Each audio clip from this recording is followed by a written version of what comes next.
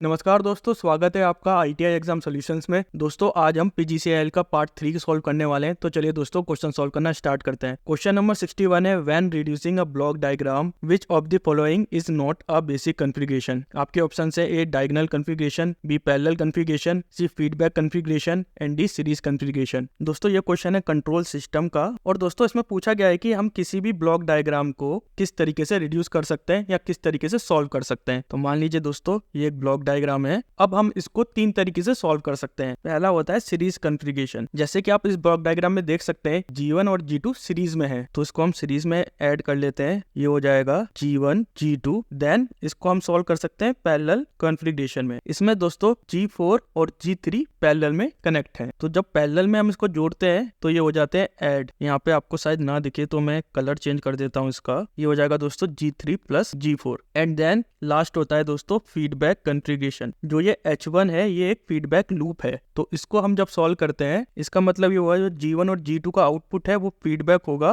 G1 और G2 के input पे। तो ये 3 मेथड होते हैं एक ब्लॉक डायग्राम को रिड्यूस करने के। सो दोस्तों इसमें से कौन सी कॉन्फ़िगरेशन नहीं होती है? इसमें डायगोनल कॉन्फ़िगरेशन नहीं होती है। सो ऑप्शन नंबर ए इसका राइट ऑप्शन होगा। क्वेश्चन नंबर 62 है, how is the voltage regulation of a short transmission line typically determined. आपके ऑप्शन है A by analysing transit condition, B by measuring the line length, C by measuring the conductor diameter and D by considering the line impedance. दोस्तों short transmission line वो line होती है जिसका transmission distance 50 to 80 kilometre के आसपास होता है और जिसमें वोल्टेज जो होती है वो लेस देन 20 kV होती है, उसे माना जाता है short transmission line. Voltage regulation क्या होता है दोस्तों ट्रांसमिशन लाइन का? वोल्टेज रेगुलेशन दोस्तों ये बताता है जो वोल्टेज जनरेटिंग स्टेशन ने भेजा और जितना वोल्टेज सेंडिंग स्टेशन ने रिसीव करा, इसके डिफरेंस को बोला जाता है वोल्टेज रेगुलेशन। और इम्पीडेंस क्या होता है ट्रांसमिशन लाइन का? ये होता है कॉम्बिनेशन रेजिस्टेंस एंड रिएक्टेंस का। रिएक्टेंस में आपका इंडक्टिव रिएक्टेंस भी आता है और कैपेसिटिव रिएक्टेंस भी आता है। अब क्योंकि ये दोस्तों शॉर्ट ट्रांसमिशन लाइन है इसमें कैपेसिटिव रिएक्टेंस काफी कम होता है, लेकिन इसमें inductive reactance and resistance major role play करते हैं। तो दोस्तों शॉर्ट ट्रांसमिशन लाइन में हमें क्या कंसीडर करना पड़ता है? हमें इसका लाइन इंपीडेंस कंसीडर करना पड़ता है। और लाइन इंपीडेंस में क्या क्या चीजें आती हैं? रेजिस्टेंस आता है, आपका कैपेसिटेंस आता है और आपका इंडक्टेंस आता है। सो दोस्तों इसका राइट आंसर होगा ऑप्शन नंबर 4। क्वेश्चन नंबर 63 है, what does Norton theorem help determine the equivalent of. आपके ऑप्शन है A voltage source, B current source, C capacitance, D resistance. दोस्तों नॉर्टन थ्योरम क्या बताती है कि एक लीनियर सर्किट को हम एक इक्विवेलेंट सर्किट में कन्वर्ट कर सकते हैं। मान लीजिए दोस्तों ये एक लीनियर सर्किट है, इसका नॉर्टन इक्विवेलेंट सर्किट क्या होगा? इसका नॉर्टन इक्विवेलेंट सर्किट होगा, इसमें ये होगा नॉर्टन करंट जिसे मैं NI लिख रहा हूँ, ये होगा नॉर्टन रेजिस्टेंस इसको मैं NR लिख रहा हूँ, और ये होगा लोड रेजिस्टेंस इसे मैं RL लिख रहा हूँ। तो हम एक लीनियर सर्किट को एक नॉर्टन इक्विवेलेंट सर्किट में कन्वर्ट कर सकते हैं, या इसे ऐसा कह सकते हैं कि हम एक लीनियर सर्किट को एक इक्विवेलेंट सर्किट में सिंप्लीफाई कर रहे हैं। दोस्तों नॉर्टन इक्विवेलेंट सर्किट में जो करंट की वैल्यू होती है वो बराबर होती है शॉर्ट सर्किट करंट के अक्रॉस द लोड टर्मिनल, यानी कि जो RL के अक्रॉस करंट फ्लो कर रहा होगा शॉर्ट सर्किट करंट, वो किसके बराबर होगा? वो इस करंट सोर्स के बराबर होगा। तो अगर हमें दोस्तों नॉर्टन रेजिस्टेंस निकालना है यानी कि NR, तो हम क्या करेंगे? हम वोल्टेज सोर्स को शॉर्ट कर देंगे, इससे हमारा निकल जाता है नॉर्टन रेजिस्टेंस। तो बेसिकली नॉर्टन थ्योरम से हम क्या निकाल रहे हैं? हम करंट का इक्विवेलेंट निकाल रहे हैं या करंट सोर्स का इक्विवेलेंट निकाल रहे हैं। वहीं बात करें हम थेवेनिन थ्योरम की, उसमें हम क्या निकालते हैं? उसमें वोल्टेज सोर्स का इक्विवेलेंट निकालते हैं। बेसिकली ये क्वेश्चन आपको समझ तब ज्यादा बेटर आएंगे जब इसके हम सॉल्व न्यूमेरिकल करेंगे। सो दोस्तों इसका राइट आंसर होगा ऑप्शन नंबर 2। क्वेश्चन नंबर 64 है, in which closed loop configuration does an operational amplifier provide phase inversion. आपके ऑप्शन है A inverting amplifier, B non inverting amplifier, C differential amplifier and D voltage follower. दोस्तों inverting amplifier close loop configuration में phase inversion provide करवाता है। ये होता है एक डायग्राम इन्वर्टिंग एम्पलीफायर का, ये होता है वी आउट, ये वी इन, ये रेजिस्टेंस, ये इसका ग्राउंड। इन्वर्टिंग एम्पलीफायर में दोस्तों जो फेज डिफरेंस होता है वो एग्जैक्टली 180 डिग्री का होता है। इसका मतलब जब हम पॉजिटिव इनपुट यहाँ पे दे रहे हैं तो हमें यहाँ पे नेगेटिव इनपुट मिलेगा। और दोस्तों इन्वर्टिंग एम्पलीफायर में जो पॉजिटिव पार्ट होता है वो हमेशा ग्राउंड होता है। और इसका यूज कहाँ करा जाता है? इसका यूज करा जाता है ऑसिलेटर में, नेगेटिव फीडबैक लूप में, सिग्नल प्रोसेसिंग सर्किट में एंड ऑडियो मिक्सिंग में। सो दोस्तों इसका राइट आंसर होगा ऑप्शन नंबर 1। क्वेश्चन नंबर 65 है, wind power density is directly proportional to. आपके ऑप्शन है A wind speed squared, B square root of wind speed, C wind speed cube and D wind speed. दोस्तों wind power density का formula होता है 1/2 into rho into ए into V V cube. यहाँ पे दोस्तों रो क्या होता है, वो होता है air mass density. V cube क्या है यहाँ पे, विंड वेलोसिटी। एंड दोस्तों यहाँ पे ए होता है area of cross section of blade. तो अगर आप गौर करेंगे तो विंड डेंसिटी किसके समानुपाती या किसके प्रोपोर्शनल होती है, वो होती है दोस्तों विंड वेलोसिटी के क्यूब रूट के प्रोपोर्शनल। सो दोस्तों इसका राइट आंसर होगा ऑप्शन नंबर 3। क्वेश्चन नंबर 66 है, 3 फेज इंडक्शन मोटर के 4/4 संक्रिया में निम्नलिखित पारदर्शियों पर विचार करें। पहला, मोटर मोटरिंग आघूर्ण बल के साथ आगे की दिशा में चलती है। दूसरा, पुनःयोजी ब्रेकिंग के साथ मोटर विपरीत दिशा में चलती है। तीसरा, पुनःयोजी ब्रेकिंग के साथ मोटर आगे की दिशा में चलती है। और चौथा, मोटर मोटरिंग आघूर्ण बल के साथ विपरीत दिशा में चलती है। निम्नलिखित में से कौन संक्रिया के तीसरे चतुर्थांश का सही प्रतिनिधित्व करता है। दोस्तों एक मोटर 4 क्वाड्रेंट में काम करती है। पहला जो क्वाड्रेंट होता है इसे बोला जाता है फॉरवर्ड मोटरिंग। ये इसका दूसरा क्वाड्रेंट होता है, इसे बोला जाता है फॉरवर्ड ब्रेकिंग। ये इसका तीसरा क्वाड्रेंट होता है, इसे बोला जाता है रिवर्स मोटरिंग। और दोस्तों ये इसका चौथा क्वाड्रेंट होता है, इसे बोला जाता है रिवर्स ब्रेकिंग। तो अगर हम पहले क्वाड्रेंट की बात करें, फर्स्ट क्वाड्रेंट की, इसमें पावर एंड टॉर्क दोनों पॉजिटिव होते हैं। तो इसमें पावर डेवलप भी क्या होगी, पॉजिटिव होगी। तो मोटर किस तरह से वर्क करेगी, मोटर मैकेनिकल एनर्जी सप्लाई करेगी। इसका दूसरा क्वाड्रेंट क्या है, फॉरवर्ड ब्रेकिंग का। इसमें क्या होता है, इसमें स्पीड तो पॉजिटिव रहती है लेकिन इसका टॉर्क नेगेटिव रहता है। तो पावर जो ओवरऑल पावर डेवलप होगी वो होगी नेगेटिव पावर डेवलप। इसका मतलब ये हुआ कि मोटर ब्रेकिंग कंडीशन में। तीसरे क्वाड्रेंट में स्पीड भी नेगेटिव रहेगी एंड यहाँ पे टॉर्क भी नेगेटिव रहेगा। तो पावर डेवलप क्या हो जाएगी, पावर डेवलप क्या होता है यहाँ पे, P = V × I। तो दोनों नेगेटिव है और मल्टीप्लाई कर रहे हैं तो नेगेटिव नेगेटिव क्या हो जाता है दोस्तों, पॉजिटिव हो जाता है। तो पावर डेवलप यहाँ पे क्या होगी, पॉजिटिव होगी। तो मोटर यहाँ पे रिवर्स मोटरिंग मोड में काम कर रही होगी। और फोर्थ केस में क्या होता है, रिवर्स ब्रेकिंग, जिसमें टॉर्क पॉजिटिव होगा और स्पीड नेगेटिव होगी। यहाँ पे स्पीड नेगेटिव हुई और टॉर्क पॉजिटिव हुआ, तो मतलब पावर डेवलप यहाँ पे भी नेगेटिव होगी। और इस क्वाड्रेंट में भी मशीन ब्रेकिंग मोड में होगी, वो भी रिवर्स डायरेक्शन में। तो हमें बताना था तीसरे क्वाड्रेंट का। तो तीसरे क्वाड्रेंट में दोस्तों मोटर मोटरिंग मोड में तो होगी, क्योंकि यहाँ पे क्या हो रहा है, स्पीड और टॉर्क दोनों नेगेटिव है। मोटर मोटरिंग मोड में होगी लेकिन वो किस डायरेक्शन में होगी, वो रिवर्स डायरेक्शन में होगी या अपोजिट डायरेक्शन में होगी। सो दोस्तों इसका राइट आंसर होगा ऑप्शन नंबर 4। क्वेश्चन नंबर 67 है, in mesh analysis which of the following is true. आपके ऑप्शन से A, both inner and outer loops are considered. Option B है, only one loop is considered at a time. Option C है, all loop are considered simultaneously. And option 4 है, only outer loops are considered. दोस्तों ये एक diagram है एक mesh analysis का। मान लीजिए ये एक, यहाँ पे 2 रेजिस्टेंस लगे हुए और यहाँ पे एक रेजिस्टेंस है, यहाँ पे भी एक रेजिस्टेंस है R4 और यहाँ पे एक वोल्टेज सोर्स है। तो इसमें क्या करते हैं दोस्तों, हम सबसे पहले इस मैश को लेते हैं, मैश 1 को लेते हैं, इसे सॉल्व करते हैं, इसकी कोई इक्वेशन आएगी। और फिर उसके बाद हम दूसरे मैश को सॉल्व करते हैं, इसकी कोई इक्वेशन आएगी। मान लीजिए यहाँ पे करंट I1 फ्लो कर रहा है और यहाँ पे करंट I2 फ्लो कर रहा है। I1 और I2 को हम सॉल्व करेंगे, उसके बाद हमें एक वैल्यू मिलेगी I की या I1 की एक वैल्यू मिल जाएगी। उसके बाद हम I1 की वैल्यू को एक इक्वेशन में पुट करेंगे और फिर उसके बाद हम बाकी वैल्यूज को निकाल सकते हैं। सो बेसिकली हम कर क्या रहे हैं इस क्वेश्चन में, हम एट अ टाइम एक सिंगल मैश को सॉल्व कर रहे हैं, चाहे वो मैश 1 हो, चाहे वो मैश 2 हो,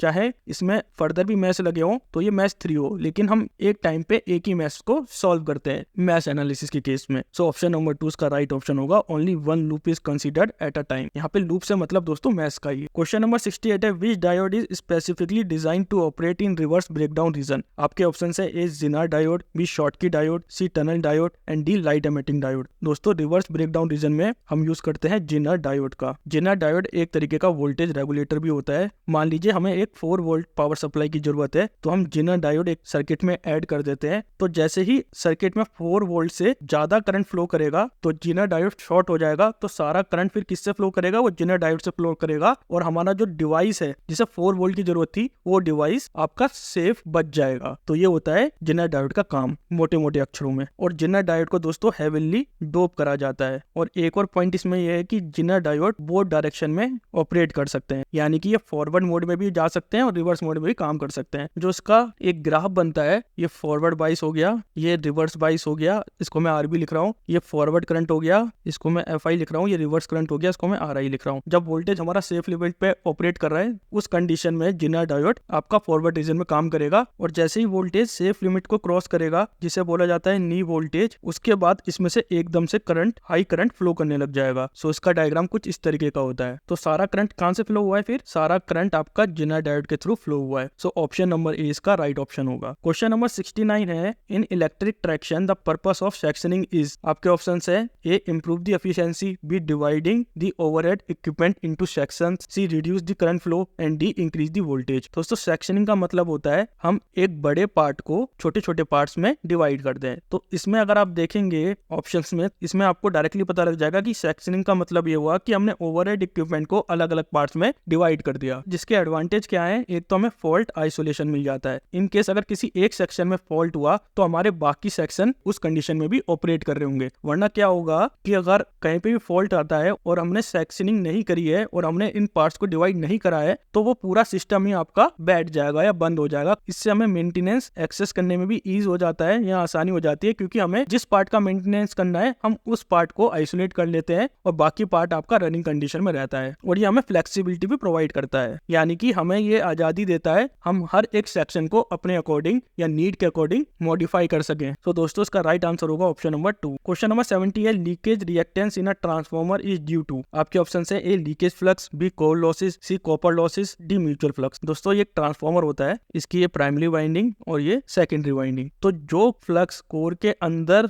बह रहा है वो आपका मेन फ्लक्स होता है, लेकिन जो फ्लक्स कोर के बाहर की साइड को निकल रहा है, जैसे कि ये मैं दिखाना चाह रहा हूँ आपको, ये बाहर की साइड है जो कोर के अंदर नहीं बह रहा है, वो होता है आपका लीकेज फ्लक्स। यानी कि वो फ्लक्स लीक कर रहा है, जैसे वाटर लीक करता है वैसे यहाँ पे फ्लक्स लीक कर रहा है। और लीकेज फ्लक्स किसकी वजह से होता है दोस्तों, लीकेज रिएक्टेंस की वजह से लीकेज फ्लक्स होता है। ये एक प्रॉपर्टी होती है दोस्तों ट्रांसफार्मर की, जो रिप्रेजेंट करती है क्या, opposition of the flow of current. तो लीकेज फ्लक्स क्या कर रहा है, बेसिकली ये अपना ही एक सेल्फ इंडक्टेंस बना रहा है in the primary and secondary winding. और ये सेल्फ इंडक्टेंस किसकी तरह काम करता है, एक इंडक्टर की तरह काम करता है या एक रजिस्टर की तरह काम करता है, जो मेन फ्लक्स को क्या करेगा, अपोज करेगा, जिसकी वजह से क्या आएगा, वोल्टेज ड्रॉप आएगा और फेज डिफरेंस भी काफी ज्यादा क्रिएट हो जाएगा। सो दोस्तों इसका राइट आंसर होगा option number A. Question number 71 है the primary purpose of a DC motor starter is to. आपके ऑप्शन है A improve efficiency, B increase the motor speed, C limit the starting current and D enhance the power factor. दोस्तों अगर DC motor को हम directly switch on कर दे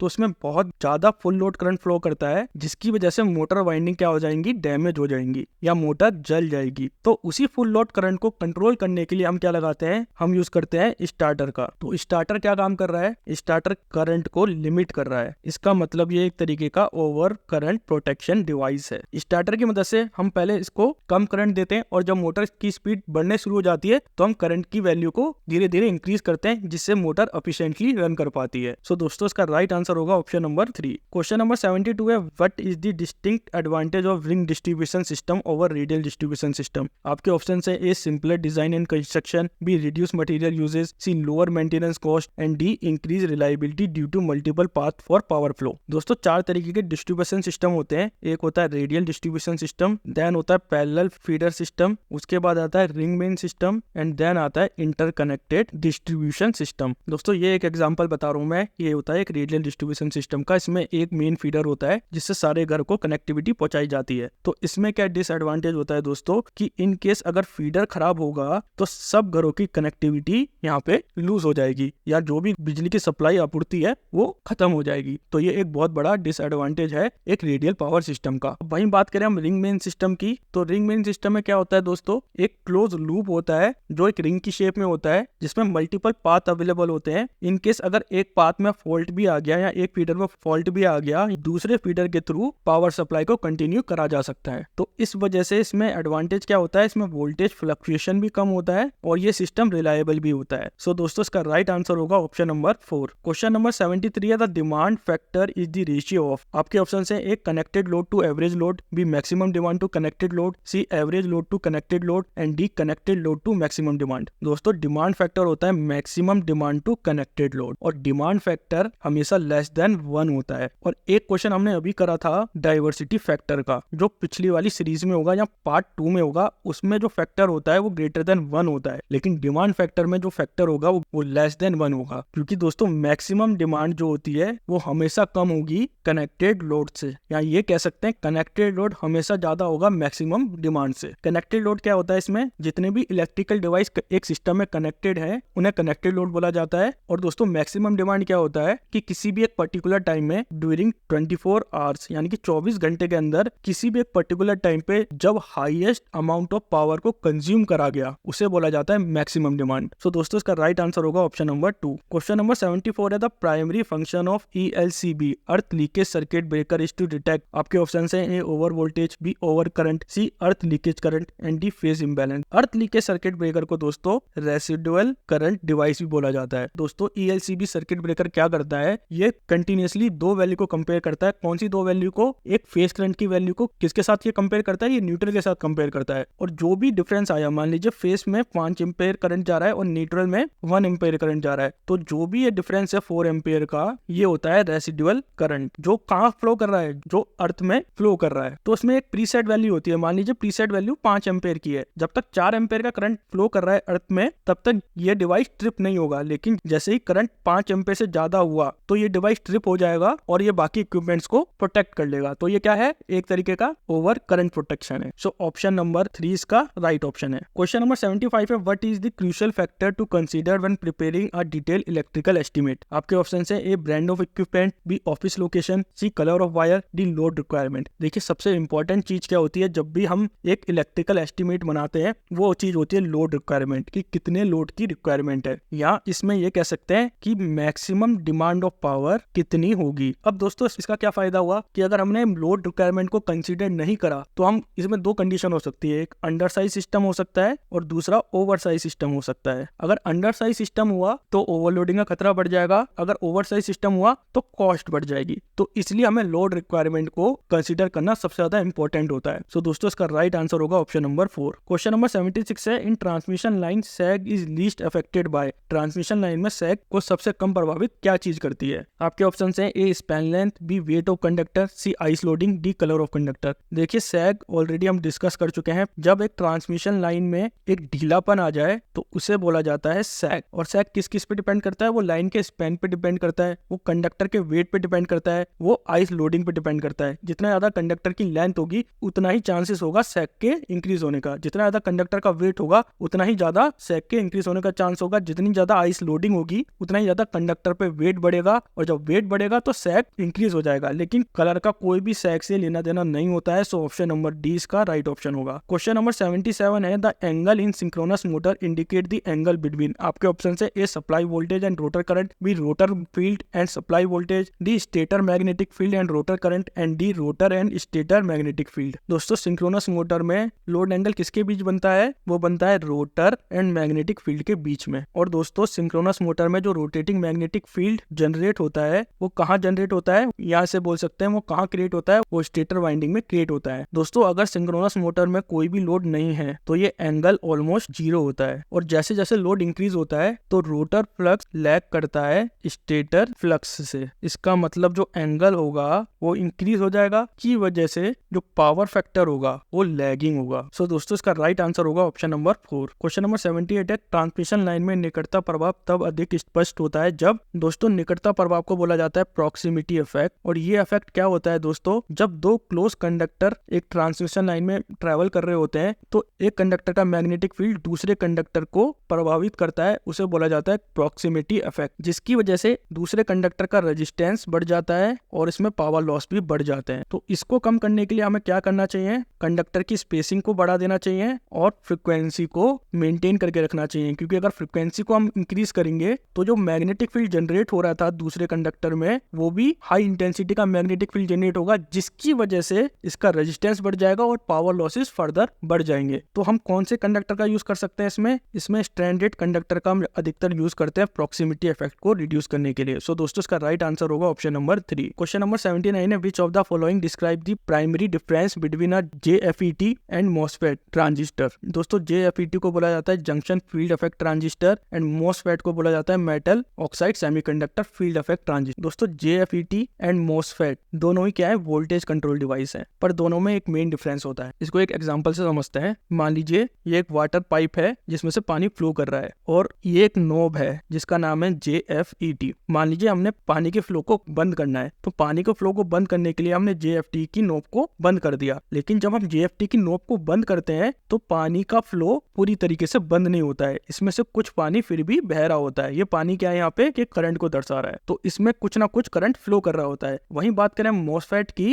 यहाँ पे पानी फ्लो हो रहा है और जब हम MOSFET के थ्रू नोब बंद करते हैं तो पानी का फ्लो पूरी तरीके से बंद हो जाता है। तो यही डिफरेंस है MOSFET और JFET में। सो ऑप्शन नंबर 3 इसका राइट ऑप्शन होगा, gate is voltage control and no current flow through it in a MOSFET। So option number 3 इसका राइट ऑप्शन होगा। क्वेश्चन नंबर 80 है what is the purpose of calculating string efficiency in a transmission line. आपके options हैं A to minimise line losses, B to determine the capacitance, C to optimise conductor material and D to calculate inductance. दोस्तों string efficiency depend करती है value of shunt capacitance. जैसे जैसे shunt capacitance की value 0 होती जाएगी string efficiency maximum होती जाएगी। मान लीजिए ये टावर है, ये इसकी क्रॉस आर्म है टावर की, और यहाँ पे इंसुलेटर लगा रखे हैं और इनके बीच में है शंट कैपेसिटर। तो अगर हमें शंट कैपेसिटेंस के इफेक्ट को नेगलेक्ट करना है तो हमें क्या करना होगा, हमें क्रॉस आर्म के साइज को बढ़ाना होगा। लेकिन हम क्रॉस आर्म के सेक्शन को एक लिमिट से ज्यादा बड़ा नहीं कर सकते हैं, क्योंकि उससे क्या होगा, उससे क्रॉस आर्म की जो यांत्रिक पावर है या मैकेनिकल पावर है वो कम हो जाएगी। तो स्ट्रिंग एफिशिएंसी से हम क्या डिटरमाइन करते हैं, हम डिटरमाइन करते हैं कैपेसिटेंस को। सो ऑप्शन नंबर 2 इसका राइट ऑप्शन होगा। क्वेश्चन नंबर 81 है which factor is essential in designing of ST-LT overhead line. आपके ऑप्शन है A proximity to bird nest, D colour of insulator, D near by vegetation type and distance from the ground. दोस्तों high tension और low tension overhead line में सबसे essential factor क्या होता है, वो होता है डिस्टेंस फ्रॉम द ग्राउंड, कि ग्राउंड से ट्रांसमिशन लाइन का क्लियरेंस कितना है। इससे हमें क्या फायदा होता है, इससे हमें सेफ्टी मिलती है, और दूसरा इलेक्ट्रिकल परफॉर्मेंस। अब दोस्तों इसमें 2 पॉइंट मेन और आते हैं। अगर लो वोल्टेज लाइन है या LT लाइन है तो जो क्लियरेंस लेवल होता है वो होता है 5.8 मीटर का मिनिमम क्लियरेंस लेवल, और अगर ST लाइन है उसके लिए जो क्लियरेंस लेवल होता है वो 6.1 मीटर का होता है। यानी कि ग्राउंड से जो उसका सबसे लोएस्ट कंडक्टर होगा उसके बीच की दूरी कम से कम 5.8 मीटर या 6.1 मीटर होनी चाहिए। सो ऑप्शन नंबर 4 इसका राइट ऑप्शन होगा। क्वेश्चन नंबर 82 है which type of FET is normally on when the gate source voltage is 0। आपके ऑप्शन है A depletion mode MOSFET, B MOSFET, C JFET and D enhancement mode MOSFET। Basically 2 तरह के MOSFET होते हैं, एक होता है इनहैंसमेंट मोड और जो दूसरा होता है वो होता है डिप्लीशन मोड। इनहैंसमेंट मोड में दोस्तों पॉजिटिव गेट सोर्स की जरूरत होती है to turn on the MOSFET, और दोस्तों डिप्लीशन मोड में करंट उस कंडीशन में भी कंडक्ट करता है जब गेट वोल्टेज 0 होता है। तो हमें करंट के लेवल को कम करना है डिप्लीशन मोड में, तो हमें यहाँ पे नेगेटिव गेट वोल्टेज को अप्लाई करना पड़ेगा। दोस्तों इनहैंसमेंट मोड को बोला जाता है नॉर्मली ओपन स्विच, और डिप्लीशन मोड को बोला जाता है नॉर्मली क्लोज स्विच। तो इसीलिए दोस्तों डिप्लीशन मोड में MOSFET हमेशा ऑन कंडीशन में रहता है। सो ऑप्शन नंबर 1 इसका राइट ऑप्शन होगा। क्वेश्चन नंबर 83 है विच equation correctly represent the relation between self inductance, mutual inductance and number of turns N1 and N2 for 2 closely coupled coil. दोस्तों self inductance क्या होता है, ये कंडक्टर की property होती है जो करंट के चेंज को अपोज करता है। और म्यूचुअल इंडक्टेंस क्या होता है दोस्तों, ये कंडक्टर की प्रॉपर्टी होती है जिसमें एक कंडक्टर में अगर करंट की दिशा चेंज होती है तो दूसरे कंडक्टर में या दूसरी कॉइल में वोल्टेज इंड्यूस होता है। तो ये डिफरेंस होता है सेल्फ इंडक्टेंस और म्यूचुअल इंडक्टेंस में। और दोनों के बीच का रिलेशन क्या होता है, वो होता है दोस्तों M = L × √N1 × N2। यहाँ पे L क्या है सेल्फ इंडक्टेंस, M क्या है म्यूचुअल इंडक्टेंस, और N1 और N2 क्या है number of turns in the coil. So दोस्तों इसका राइट आंसर होगा ऑप्शन नंबर 3। क्वेश्चन नंबर 84 है the overall efficiency of a steam power plant is defined as the ratio of. आपके options हैं A mechanical energy output to heat energy input, B heat energy output to electrical energy input, C electrical energy output to heat energy input and D electrical energy output to mechanical energy input. तो दोस्तों steam power plant की efficiency होती है total energy produce in the plant या by the plant to the total heat energy input in the form of fuel. तो दोस्तों ये क्या दर्शाता है, ये दर्शाता है कि एक प्लांट थर्मल एनर्जी को कितनी ज्यादा इलेक्ट्रिकल एनर्जी में कन्वर्ट कर सकता है। सो दोस्तों इसका राइट आंसर होगा ऑप्शन नंबर 3। क्वेश्चन नंबर 85 है in DC motor the supply voltage is equal to. आपके ऑप्शन है A back EMF minus armature drop, B back EMF plus armature drop, C armature drop minus back EMF and D armature drop divided by back EMF। दोस्तों DC motor की supply voltage होती है back EMF plus में armature drop. जब दोस्तों DC motor का armature rotate करता है एक मैग्नेटिक फील्ड में तो ये एक EMF बनाता है जो EMF अप्लाई वोल्टेज को अपोज करता है, तो इसे बोला जाता है बैक EMF। और इस बैक EMF की वजह से दोस्तों क्या होता है, ये बैक EMF आर्मेचर करंट को लिमिट करता है। और जब भी करंट आर्मेचर वाइंडिंग से फ्लो करेगा, आर्मेचर वाइंडिंग क्या है, एक तरीके का रेजिस्टेंस ही तो है, तो उसमें क्या आएगा, उसमें वोल्टेज ड्रॉप आएगा, जिसे आर्मेचर वोल्टेज ड्रॉप भी कहा जाता है। सो दोस्तों ऑप्शन नंबर 2 इसका राइट ऑप्शन होगा। क्वेश्चन नंबर 86 है the primary purpose of an electrostatic precipitator in a power plant is to. आपके ऑप्शन से A removes particle from the exhaust, B reduce fuel consumption, D general electricity and D D increase combustion efficiency. दोस्तों electrostatic precipitator से क्या काम करा जाता है, जो डर्ट गैस होती है वो एक हाईली आयोनाइज्ड चैम्बर से गुजारी जाती है, जिससे जो पार्टिकल होते हैं, डस्ट पार्टिकल होते हैं, वो इलेक्ट्रिकली चार्ज हो जाते हैं। इन पार्टिकल को एक जगह पे इकट्ठा करा जाता है with the help of powerful electrical field. और इलेक्ट्रोस्टैटिक प्रेसिपिटेटर का कहाँ इस्तेमाल करा जाता है, ये coal and thermal based power plant में इनका इस्तेमाल करा जाता है। और दोस्तों ये दोनों तरह के डर्ट को कलेक्ट कर सकते हैं, ये वेट को भी और ड्राई एयर पार्टिकल्स को भी कलेक्ट कर सकते हैं। तो इसकी जो एफिशिएंसी होती है इलेक्ट्रोस्टैटिक प्रेसिपिटेटर की, वो 99% होती है। इससे दोस्तों सबसे बड़ा बेनिफिट क्या होता है इसका, ये एयर पोल्यूशन को काफी कम करने में मदद करता है। सो दोस्तों इसका राइट आंसर होगा ऑप्शन नंबर 1। क्वेश्चन नंबर 87 है, which property of Laplace transformer is used to solve differential equation. दोस्तों लाप्लास ट्रांसफॉर्मर को अगर हमें सॉल्व करना है डिफरेंशियल इक्वेशन को, तो उसकी जो प्रॉपर्टी होती है वो होती है लीनियरिटी। और इसका जो फंक्शन होता है लाप्लास ट्रांसफॉर्मर का, वो होता है 0 से लेके इन्फिनिटी एफ टी मल्टीप्लाई में e की power minus S T D T. ये इसका फंक्शन होता है, ये एक तरीके का लीनियर फंक्शन होता है। ये आपको तभी समझ आएगा जब आपने इंटीग्रेशन एंड डिफरेंशिएशन दोनों पढ़ा होगा। उसके बाद आपको बेसिक ऑफ कंट्रोल सिस्टम आना चाहिए, उसके बाद इन चीजों पे आपकी पकड़ अच्छी होगी। ये आप स्किप कर सकते हैं क्वेश्चन। अगर आपको कंट्रोल सिस्टम के लेक्चर्स चाहिए, अलग से क्लासेस चाहिए, तो हम उसकी क्लासेस जल्दी स्टार्ट कर देंगे। आप ये चीज कमेंट सेक्शन में हमें बता सकते हैं। और जब हम ये लाप्लास ट्रांसफॉर्मर को सॉल्व करते हैं तो हमें लास्ट में क्या मिलती है, एक सिंपल अलजेब्रिक इक्वेशन मिलती है। सो दोस्तों इसका राइट आंसर होगा ऑप्शन नंबर 3। क्वेश्चन नंबर 88 है, कौन सा सिद्धांत विद्युत प्रतिष्ठानों के दौरान बिजली के झटके से सुरक्षा सुनिश्चित करता है। दोस्तों इलेक्ट्रिक शॉक कब लगता है, बहुत सिंपल क्वेश्चन है। जब भी हम किसी भी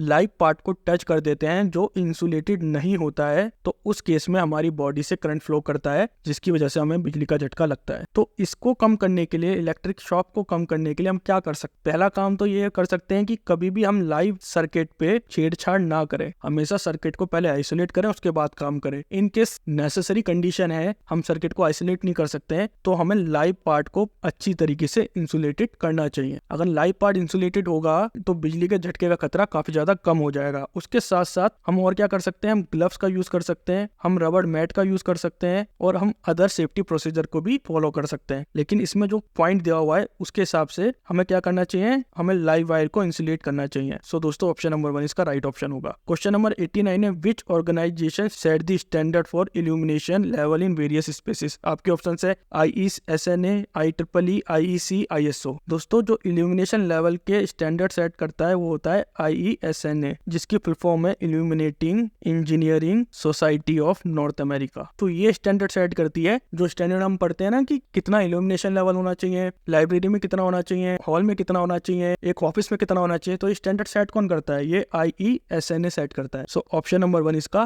राइट ऑप्शन होगा। क्वेश्चन नंबर 90 है, what is primary consideration in the design of street lighting. आपके ऑप्शन है A colour of the light, B distance between pole, C height of nearby building, and D aesthetic appeal. दोस्तों street lighting के design के लिए हम कई सारी चीजों का इस्तेमाल करते हैं। एक होता है इल्यूमिनेशन, यानी कि एक स्ट्रीट पे कितनी लाइट पड़ रही है वो बताता है इल्यूमिनेशन। दूसरा बताता है पोल हाइट एंड स्पेसिंग। दोस्तों हमें पोल की हाइट को भी मेंटेन करके चलना पड़ता है। अगर दोस्तों पोल हाइट ज्यादा हुई तो इल्यूमिनेशन लेवल कम हो जाएगा, अगर पोल हाइट कम हुई तो जो गाड़ियां जा रही हैं दोस्तों उनकी आंखों पे काफी ज्यादा ग्लेयर पड़ेगा। हमें पोल हाइट को मेंटेन करना पड़ता है और पोल स्पेसिंग को भी मेंटेन करना पड़ता है। अगर हमने ज्यादा दूरी पे पोल लगाए तो ऑब्वियस बात है कॉस्ट तो कम होगी, लेकिन कुछ पार्ट ऐसा भी हो सकता है कि जहाँ पे लाइट जा ही ना रही हो। और हमने अगर काफी पास में पोल लगा दिए तो जो आपका डार्क एरिया है वो तो कवर हो जाएगा, लेकिन अगर बहुत ज्यादा पास हुए तो उस केस में भी ग्लेयर का खतरा बढ़ जाता है। तीसरा होता है लैंप टाइप। 4 तरह के बेसिकली हम लैंप यूज करते हैं। एक स्ट्रीट लाइटिंग में एक हाई प्रेशर सोडियम लैंप, एक मेटल हैलाइड लैंप, एक लो प्रेशर सोडियम लैंप और एक इंसरडिसेंट लैंप। चौथा है कोरिजन प्रोटेक्शन। क्योंकि दोस्तों कोरिजन प्रोटेक्शन इंपॉर्टेंट क्यों है, क्योंकि पोल लगे होते हैं बाहरी क्षेत्रों में जहाँ पे कभी बरसात होती है, कभी आंधी आती है, कभी बारिश आती है, तो ये कोरिजन प्रोटेक्शन काफी ज्यादा इंपॉर्टेंट रोल प्ले करती है। और लास्ट है इसका दोस्तों ईज ऑफ मेंटेनेंस। ये भी एक इंपॉर्टेंट रोल प्ले करता है, क्योंकि दोस्तों कई कंडीशनों में एक बल्ब भी खराब हो जाता है, कुछ और इशू भी आ सकता है, तो मेंटेनेंस भी स्ट्रीट लाइटिंग की काफी ज्यादा इजी होनी चाहिए। अगर हम ऑप्शन की बात करें तो ऑप्शन नंबर 2 इसका राइट ऑप्शन होगा। डिस्टेंस बिटवीन द पोल एक इंपॉर्टेंट रोल प्ले करता है स्ट्रीट लाइटिंग डिजाइन में। सो दोस्तों अगर ये वीडियो आपको पसंद आया है तो प्लीज इस वीडियो को लाइक कीजिए, हमारे चैनल को सब्सक्राइब कीजिए, एंड थैंक्स फॉर वॉचिंग।